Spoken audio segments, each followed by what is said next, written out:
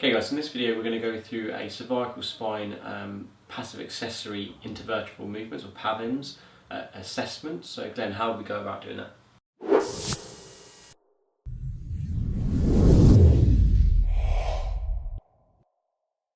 So when I was taught, it was always in prone, so I think we'll show prone, but as I've been practicing for the last few years, I've been using supine a lot more commonly.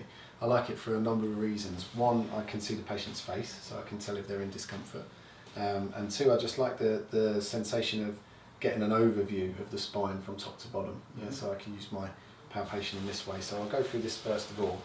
So what we're going to do is I'm sinking off the occiput, so now I can assume that I'm sitting on C2, something like that, and I'll press up in a PA direction, bearing in mind that the articulation of the facets in this region is about 45 degrees, so I'm going to try and follow that as best that I can, and then I'm going to work my way down.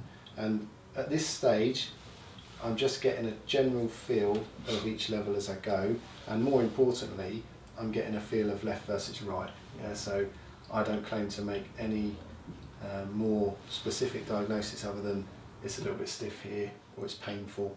Pain is very reliable actually when you're doing this, so I'm constantly asking the client what they're feeling, and I work my way down towards cervicothoracic junction.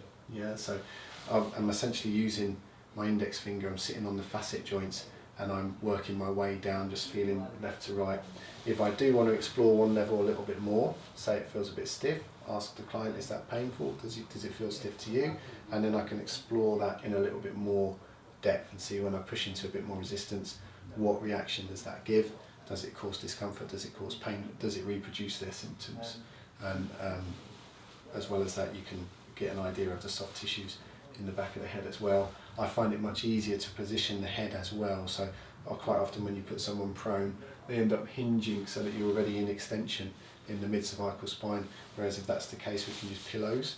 I can tilt the head, yeah, until I get it in what I perceive as the neutral position, and I find the positioning a lot more reliable.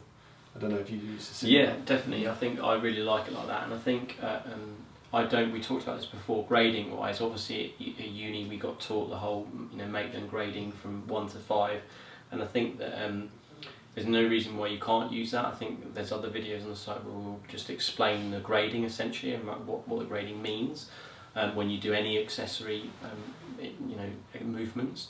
But I think with the evidence as it is at the moment, generally I feel more comfortable just doing a general assessment and being more, maybe talking about a few levels, for example, or a level of where the pain is, because as Glenn said, we can be more confident when someone says that's painful compared to the other side, for example, or that's painful compared to other levels. Then we can have a guide of what level. But I'm not really saying this exact level is stiff, mid-range or whatever, because I think that is often you can get into trouble with that, especially from an evidence-based perspective. So I think, yeah, that I really like it like that. And what we're going to do as well on the video is just show a close-up of Glenn's hand positioning in terms of where that would be with regards to the patient, so that you can again go and practice this on your own. Hope you enjoyed the video, guys. If you did, then please give us a like and subscribe by clicking up here. Also, don't forget to go over to strengthphysio.com and check out our members area, which has basically got our full library of all of our videos. You can get there by going to strengthphysio.com/members. Hopefully I'll see you on the site, and I'll talk to you all soon.